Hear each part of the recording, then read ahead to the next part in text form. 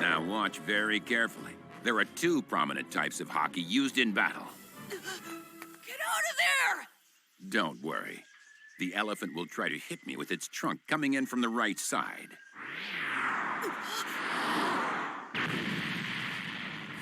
First is the power to feel the presence of others more strongly. This is known as observation Haki.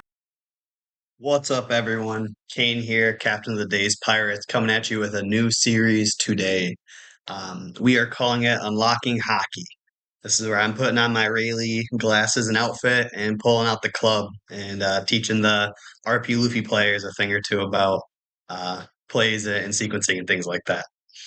The format is going to be very much akin or very similar to VB Theory's VB's Lab segment that he does in most of his videos now. The kind of nuance is that it is going to be strictly RP Luffy gameplay, either as the opponent or as the player. Either one, but RP Luffy has to be one of the leaders in the game. And I have a channel in my Discord for you to, put those submissions in, and I'll thumbs up it once I have it, and we'll release these videos as I get the, videos from you guys and the time to do it. So today we got a good handful of games.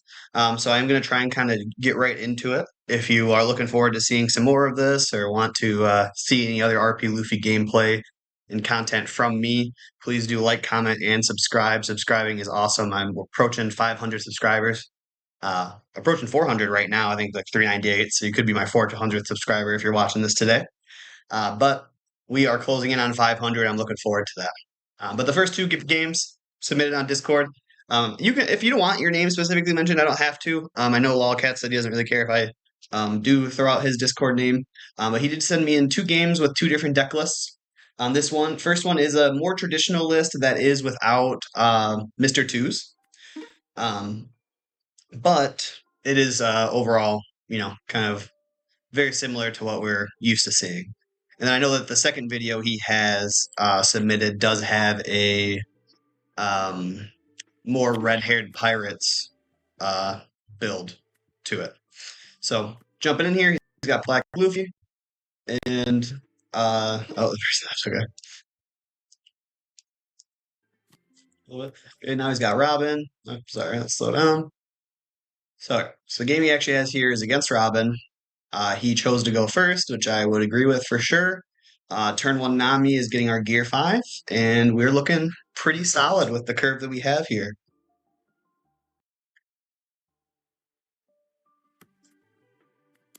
Two Giants in hands for the long game. 6 first, so you don't get killed by a trigger there. That's important for the yellow decks. That doesn't matter for every deck, per se, but it does matter for the yellow decks for sure.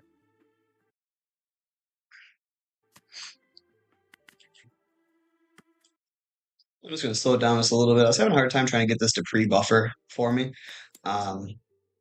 So I'm hoping this doesn't become a problem. I might cut and try and redo something differently here. But we are now going... Well, let's slow down just a little bit here. I love this play, actually. So he went 2 down onto Zorojuro, in. That connected. When that connected, they did trigger out a Kikunojo. Doesn't really matter. Annoying, but doesn't really matter. And in that case, he did go for the 4 or 2 there, so you can go 5 with the Nami later and kind of just demand more cards. What I mentioned with this too, what I'll do pretty frequently is when I have the Nami on board, I'll swing 7. And then if they take it, I go 9 on the leader with the remaining 3 down that would be left over after that. Or if they counter out, I'll send in 6 and then 5 because they're going to take one of those hits either way and probably counter out either way. But this is good. I'm wondering if he's leaving up that 1 for a giant potentially. So you just get 1 more card out of your opponent's hand is great, especially when it's at that Egghead Luffy that can KO a blocker or something later on.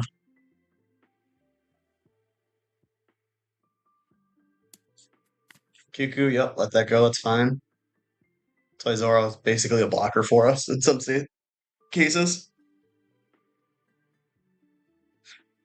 I was gonna say I don't know why I did the 6K there, but I forgot about the banish leader. I also didn't really pay attention to whether or not she ramped already.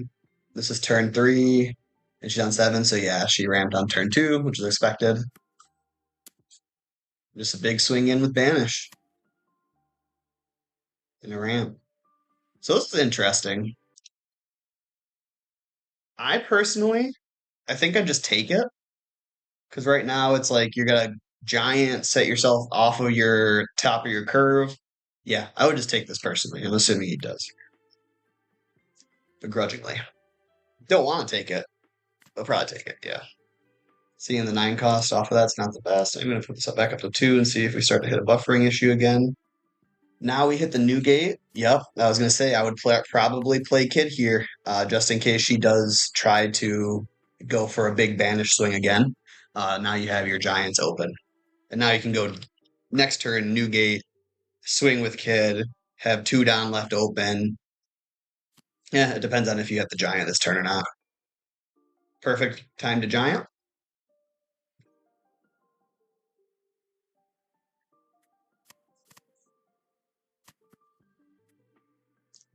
I didn't see what card he threw away there. I'm sure it was fine. Counter that. Now we're here. So because of the Giant, gonna have to lead effect back up to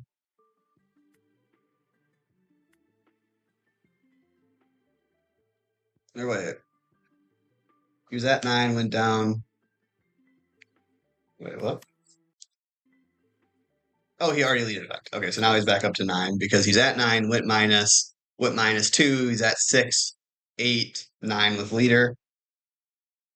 So then he went Beckman to trash the Kiku and then swing with your Kid using the effect.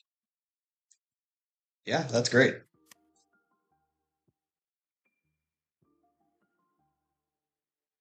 Trashing the Kiku so nice for us there.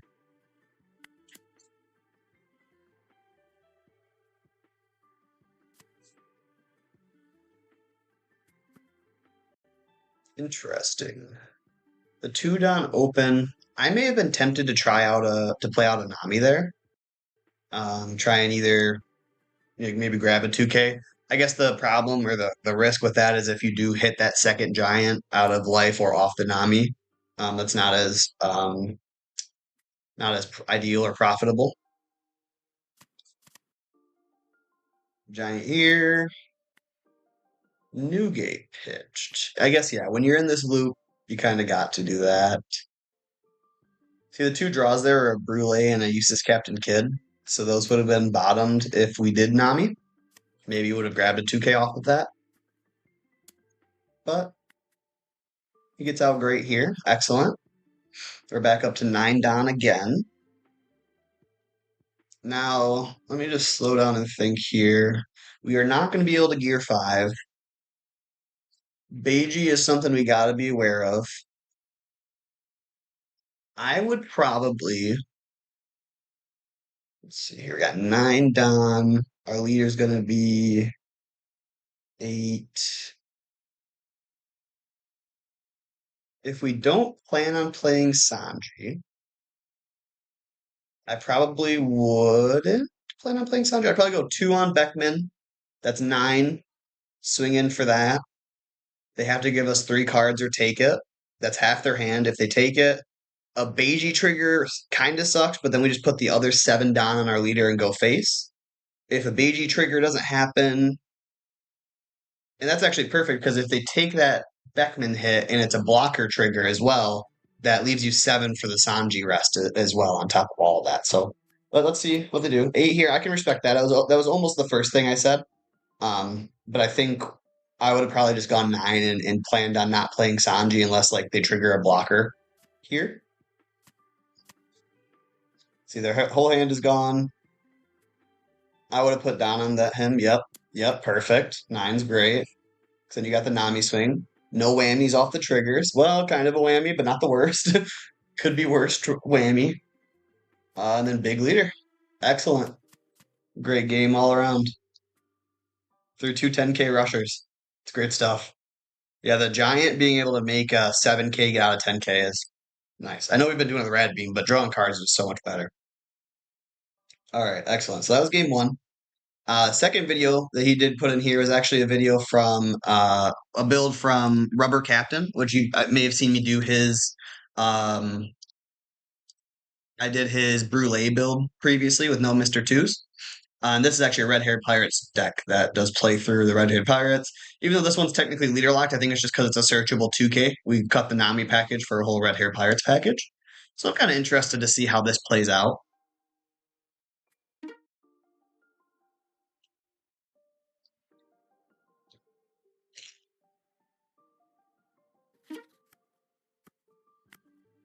And it's against a Shanks. That's perfect.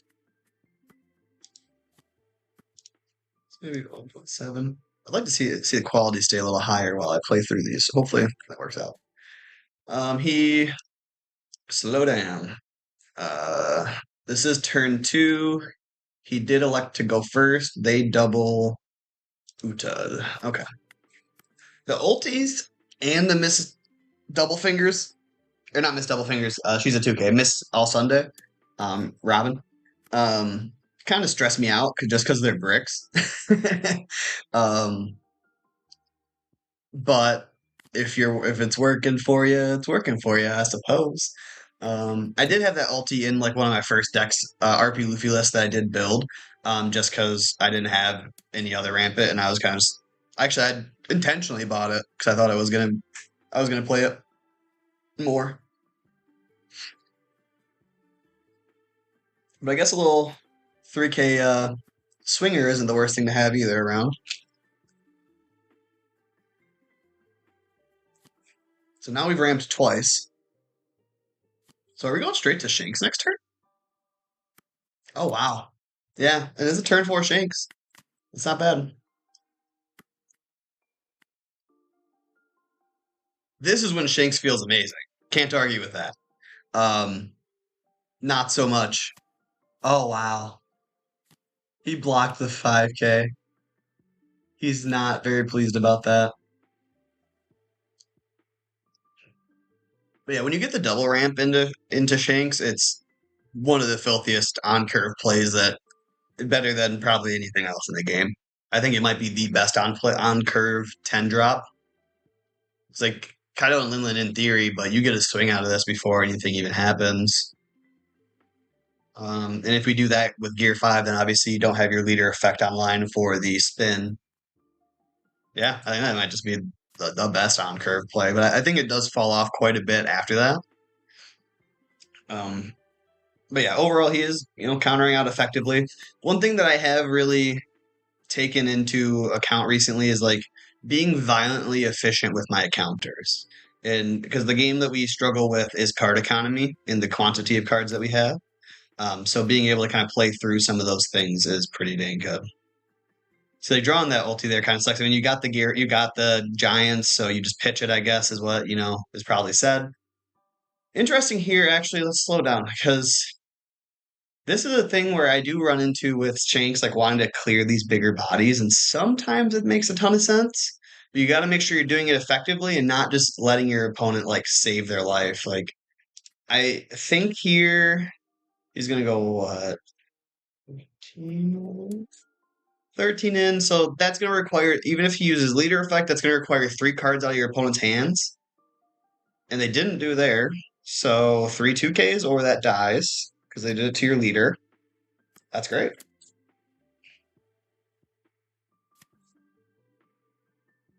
And 2 2s and left both of his giants up. I like that. Some of these scenarios, though, I do think it's worthwhile. Like, I mean, no, he counted out of that. So, like, I personally probably would have put one more Don. Let me just pause for a second. Shake's good. I think there I would have put one more Don onto the leader. Reason being, this board, even with a Shanks, is literally cannot kill you, even with a Shanks. So maybe having Gum Gum Giant to get out of the big swing is like a good thing to just have available. So I don't fault leaving one Don open, but it'd be pretty crazy for you to need to play both of these giants. So that's just where I would consider leave, just going one more down on your leader. That makes it a 9K swing with your leader. Now that, yet again, we're talking about card economy, right? That requires 3 cards out of your opponent instead of just the 2 that they did give you.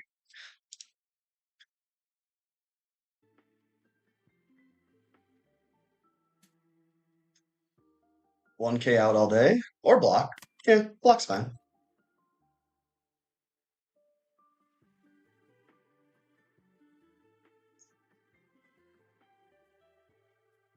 Is he just going big here?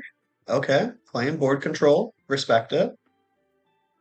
I guess the risk that you then are playing if you don't do that, then they could just down up and swing into your Shanks next turn. Oh no, they did bad math? Oh no, that's kind of a bummer.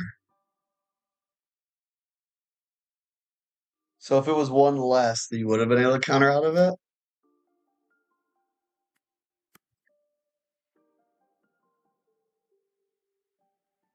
Oof. I mean, that's obviously a mistake by the opponent or tilt from the opponent, but I think the line there was solid because even if they do counter out with all of that resource, they're in pretty great shape going into this next turn. I'm always tempted to just put the foot on the pedal though with these things. Like I may have just gone face with both of them because yet again, like even if he slams another Shanks, I guess no, because then he can only swing 5K leader. 2 Shankses couldn't even kill you at that point, right? So that is where you could continue to flex through. But obviously the concern is if he just downs up and swings into your Shanks, then you're down on guys. Another strong win though. Love to see it. Yeah, great stuff overall from Lwcats you see in the bottom there. Yeah, love the submissions. The red hair list. I mean, I guess you did Uta early. You just didn't see any of your Yasups or Beckman. One Beckman came in here, but um, yeah, cool stuff. So now the other submission here was from Daze Pirate. This is from Teddy. This is actually on his YouTube channel. So if you want to see this video as well, wow, I'm not even subscribed. I'm a bum. Now I am. But he is going to be kind of our residential Blackbeard expert. RP Luffy is going to be in his roster overall, but he's been very much looking forward to and plans to play Blackbeard. So that's awesome. So what he's doing with this learning the trade series for him is he's going through a lot of the play patterns of all the decks he's expecting to see in the meta, and so that he can be more familiar for his Blackbeard matchups. So kind of going to be a cool series here. He does a little bit more just raw gameplay and is going to do some more commentating later. I was talking about maybe doing some more of that, but definitely check him out. He's a great player. But yeah, we'll kind of just jump right into this. So game 1 is against Black Ale Linlin, one of his favorites. So he did go to straight to, okay, I missed all this. So how did that? So he did go first, play that, then go 9. Gotcha. Then lead performer is what he did next turn. Okay, I see.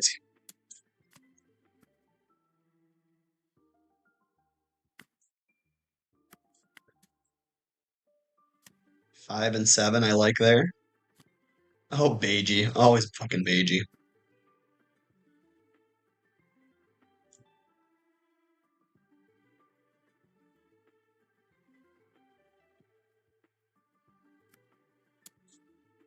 Easy take, yeah. Bonney, okay. Oh, he goes for the Beckman into Bonney. I can respect that. Develop a mid-game body, deny their value. I may have been tempted to slam my 9 cost just because I'm going pedal to the metal, but I think I do like that because then they swing this into you, and you could double 2K for that. And wait, why do you do a pitch counter instead of just 2Ks?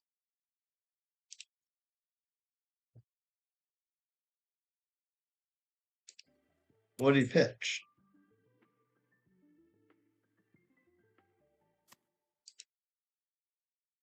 Oh, it was the Zoro.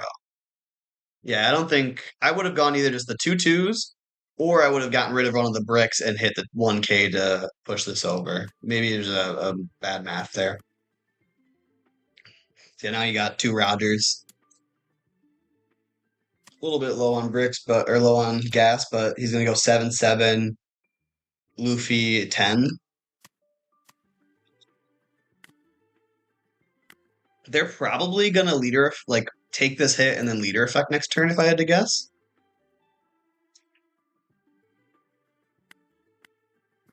Yeah, they took it. They kept their blocker up. Now they're going to be able to use their leader effect. I think is like 2 down on and then 2 down. Oh, or just big mom it up. So now we are 7 looks good. That takes 2 cards. Excellent. 10 looks good. And gear 5.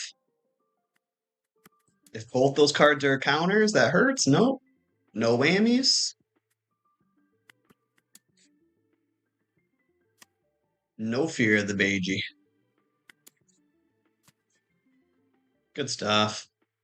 It's a good one. Now we got Purple Black Luffy, and his opponent did go first.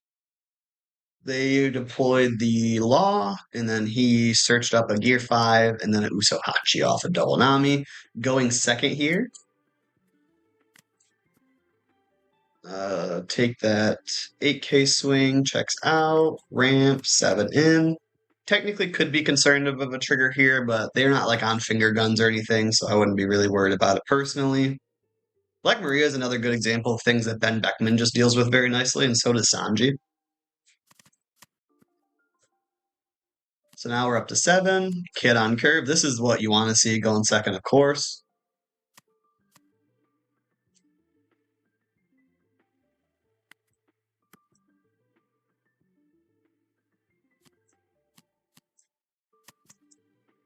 Why one-legged active? Oh, because he's not using it right now. Nice.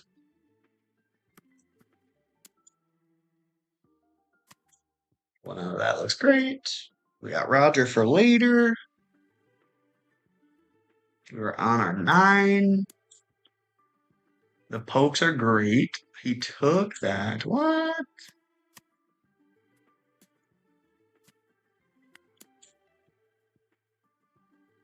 Oh, are we Roger in next turn? Oh, not quite. I like deploying the Sanji there too. Get a blocker on board. Mm-hmm. Minus 3's going at Kid. Okay. And top knot, that bottom's a 4 or less, I think. Yeah. Another Newgate or another Moria. Moria plays out Black Maria. Interesting. 9 in. Yep, I was gonna say I would really heavily consider taking that there. Yep. GG. Alright. Now we got Shanks.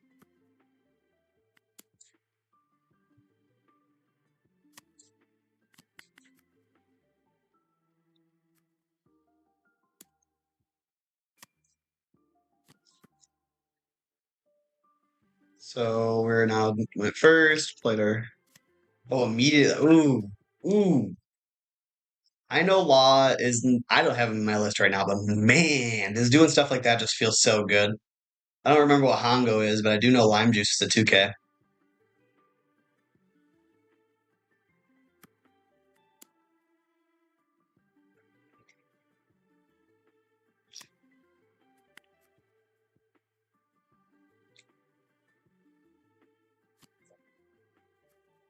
Shariah's pretty good in Shanks. I actually haven't seen that, but the fact that he can use lead effect and like if you swing your leader in, he can just use his lead effect and block.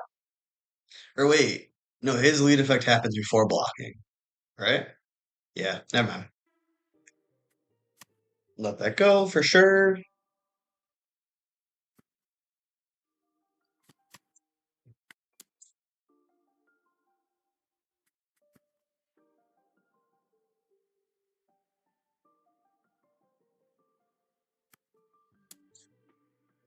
Yasop in this one. Oh, that kind of sucks. We're at 10 now, or 9 now. 8 in the Yasop. May have been worth going 9 there. Oh, okay. Makes sense. Oh, okay. Same difference then. Well, you would lift your blocker up though if you did it that way. See, I would have just gone. Oof, that sucks. At this point, just go 9 in with your leader, then the 8K and get the same amount of counter out. So he goes 8. He goes -1, and then he just 2Ks. Then you go 9, then he has to give you the same 2 cards, then you get to keep your blocker up.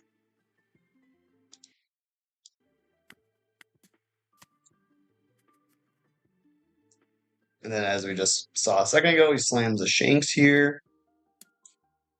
And your blocker's down. That sucks. That's free. That's free. Not free, but that hits. No. Oh, he's got the 2K, so yeah, that's good. We're back to 9 pushing 10.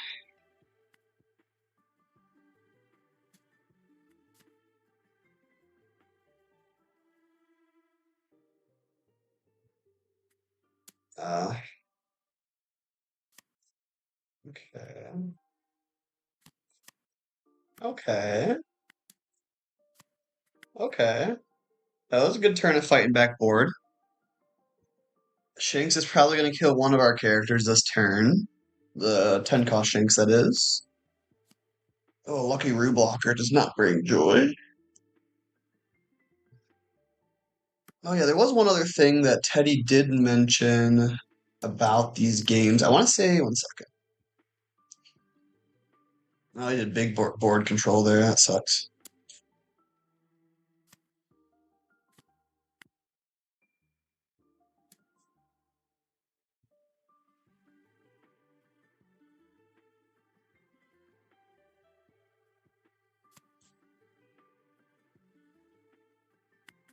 I guess I should have reread this a little bit earlier, but he was saying that he intentionally didn't mulligan any hands unless it was like violently unplayable.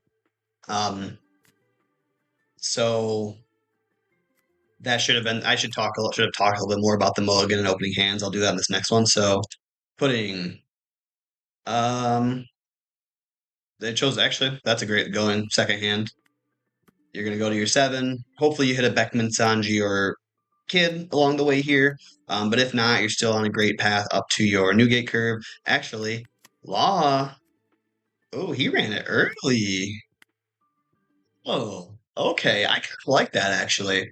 Normally, you would go, the 4, do your ramp, then on the 7 down turn, you can get away with using the law because it's going to put you back to 6, which then leaves you on leader down.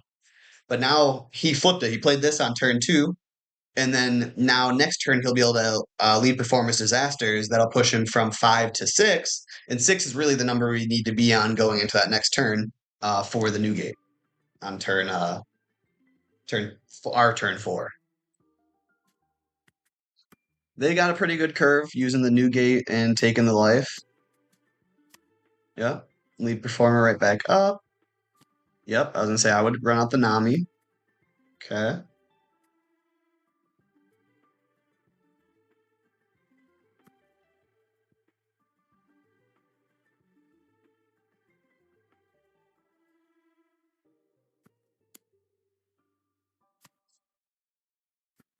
Locking out a 9. And then they send that 10. I probably wouldn't have saw that coming either. Then they turn them both back down. This is the funny sequencing thing where technically, like, all right, so that's perfect, right? So this is the thing that I've noticed with some of these game scenarios where actually, as weird and kind of dumb as it may sound, well, scratch all that because he has 2. So let's walk through this, right? So what I was starting to say is that if he swings the 6K before playing out the Newgate, he probably gets a 2K from his opponent. But because he played the Newgate and then swung for 8K, they just went ahead and blocked it. However, What I would say with this being a small blocker, what I was about to say, why you may want to get that 2K out of them, is because Newgate's on attacking play or trigger could KO that Viola next turn. So, with the Useless Captain Kid in hand, there's a case for it. I'm assuming he's planning on playing 2 Newgates in a row, and that's why he didn't sequencing that way, or maybe didn't think about it. But that would be my decision path here. I would say, do I want to play next turn? Do I want to play Newgate or Useless Captain Kid?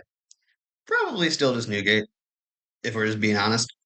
But a very, very valid play would be to go next turn. We're going to be on 10 down. We're going to put 2 down onto our Newgate, KO that blocker, make you take that life. Then we're going to play Useless Captain Kid and, have down open for Gum Gum Giants after that. I guess with a Beiji on board, also kind of makes things a little face up here, also kind of makes things a little bit different. So I think with a Beiji here and this, I agree. I would go Newgate, swing in 8K, let them use their blocker. Next turn, Newgate, let the Beiji trigger play another Newgate or something like that. So yeah. All right, but I just wanted to kind of highlight that decision path.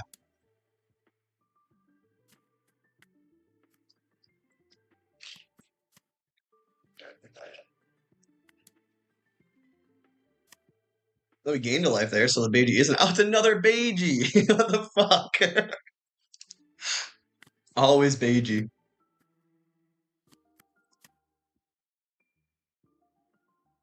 The mom chain does not bring joy, that's for sure. 1, okay. The known Beiji sucks. Not really, actually. Take that. Is he ripping Gear 5 here? Yes. I think this might win. Did he just go all in? They had the counter. I agree that was probably just the best play. With no blockers. Actually, with the Sanji in hand,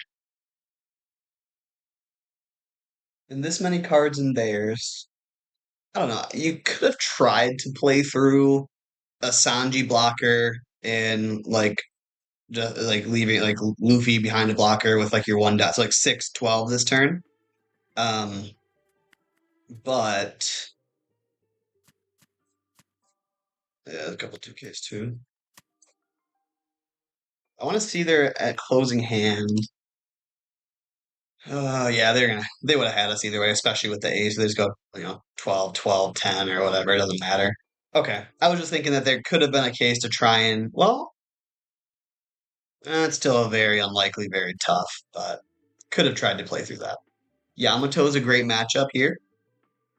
Definitely can't. Definitely one that is viewed as being a problem for us.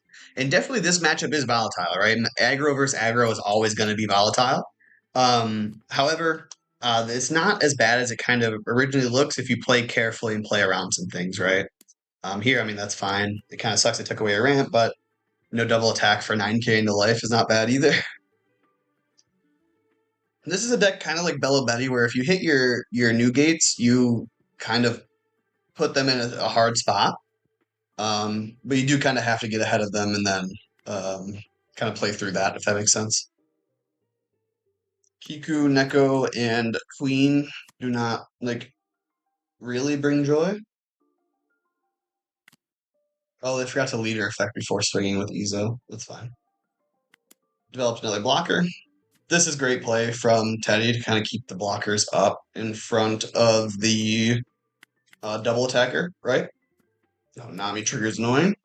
Oh yeah, Neko is Neko. But it's kind of one of those, I don't know. Kind of like that play, actually. So it's kind of one of those things where if you think about it, though, had he just blocked with Sanji, he basically just made Sanji into a 3K counter himself. In its own way. But I respect keeping the board state and having that available. I wonder if he's going to swing into Nekomamushi here. Nah, not when they're at 1 life. Yeah, we just go face.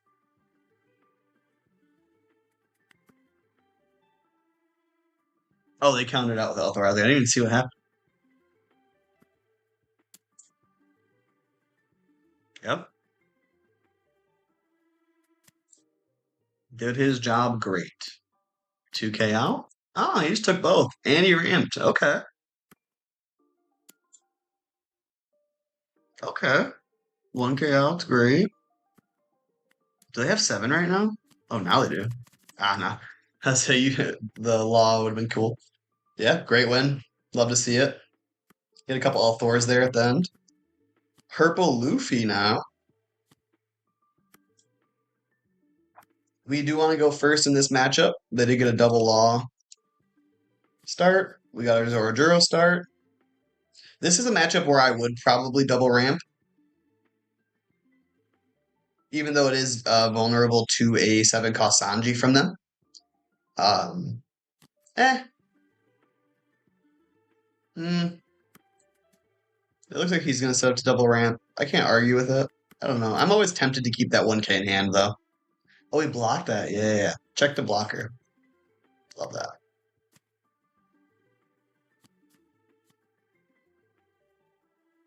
Oh, I've never actually seen someone playing with Sahachi off of Guitar. That makes sense there though.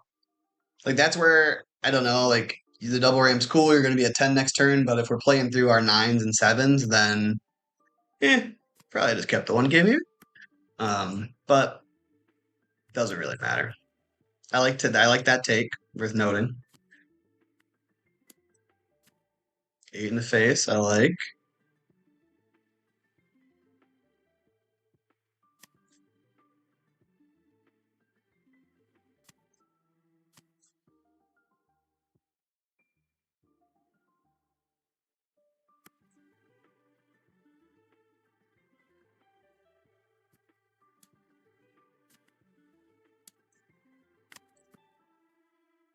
Another thing about it from his previous note about not mulliganing, he's had some pretty good hands for just blind keeping all of them. I haven't even noticed that his hand's been bad in any of these games yet, so that's actually a pretty good sign for us overall.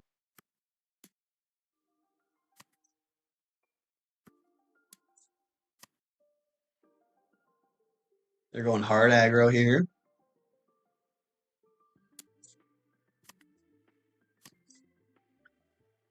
Two blockers up.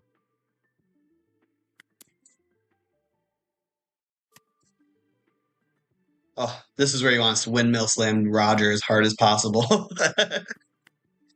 Gear 5 for next turn's hot. Yup. 10 in. Yup.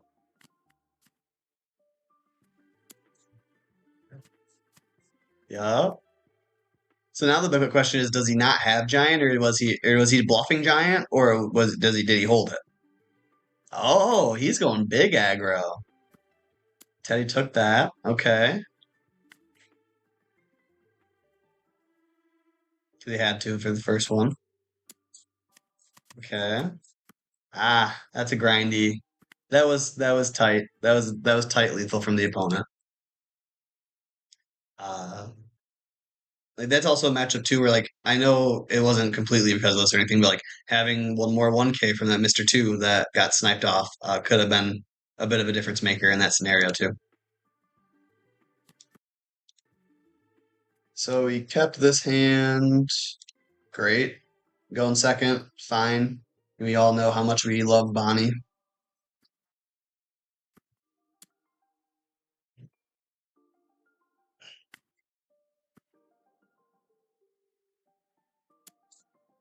Yep. Clear that searcher. Yep. That whole Cavendish. Okay. So now this is where you go lead performer. Wait. Oh no, yes, good shit, Teddy. I like that. You swing 4. Now he's gonna Beckman out that Cavendish, I think. Yup. I love that play. And that's why I think 3 Beckmans in the list is pretty nice, because I want Cavendish off the board the turn he's played. Hawkins, a little bit annoying. One of the reasons I do like Sanji, though, to that end. Carrot's going to be annoying next turn. We're going for it. Oh, he didn't leave up Don for leader effect there. That's nice. And he Shanks kills.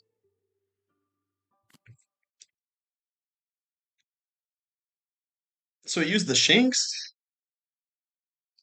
This person needs to be valuing their leader effect against Luffy more. Um, I think like this is when we do get to grind them out when they don't like last turn they didn't get value out. Like they could have stopped an 8K swing this turn. Last turn they could have stopped an 8K swing. And like that was to kill Beckman. I don't really see it. Double Beiji? Triple what?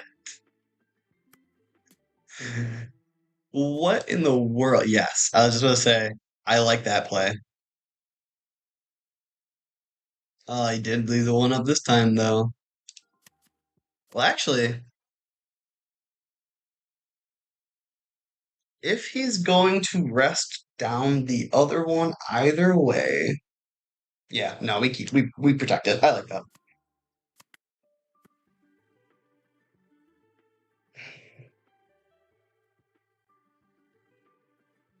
Yep.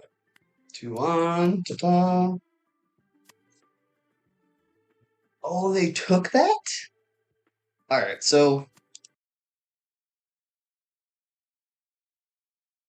them taking that makes no sense to me, first of all. But second of all, the only reason I don't know, the reason that it would make sense to me for them taking that hit would be if they planned a Hody next turn.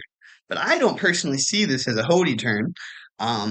Teddy isn't playing around like in fear of a Hody because Hody's 7, 3 down left over, 7K lead. Maybe you should be a little bit afraid of a Hody, but like I don't. I'm very surprised to see them take that not as block with a 1K. You could have stopped a 12K swing with a 1K blocker.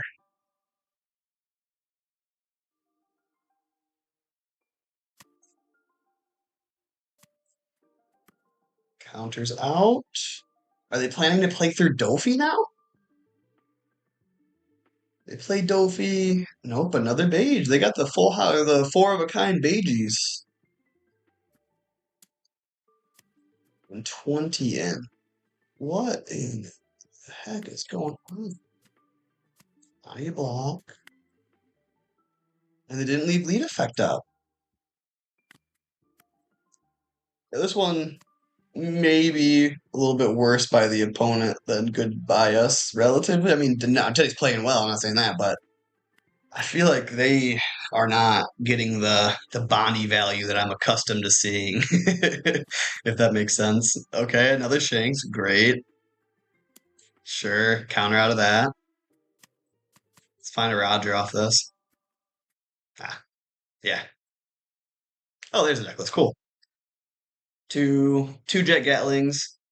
I don't mind. I'm not on that right now. 2-2, love.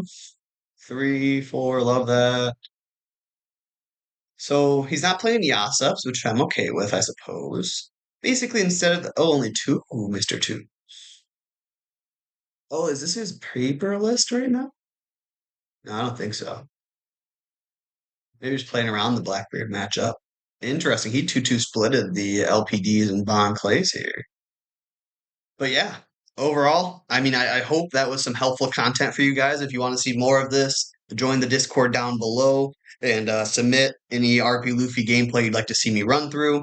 I had a good time putting on the Rayleigh outfit and swinging the bat around it. You know, one of my crewmates and a buddy in the Discord as well. So I hope this was helpful for y'all. If it was, to yet again subscribe. Shooting for 500 as a first kind of benchmark for monetization, and I'd love to you guys to help me get there. And I think 2024 or 2025 is going to be a big year for RP Luffy and Gear 5 Productions and the Daze Pirates for that matter. So thanks for tuning in, and we'll talk to y'all soon.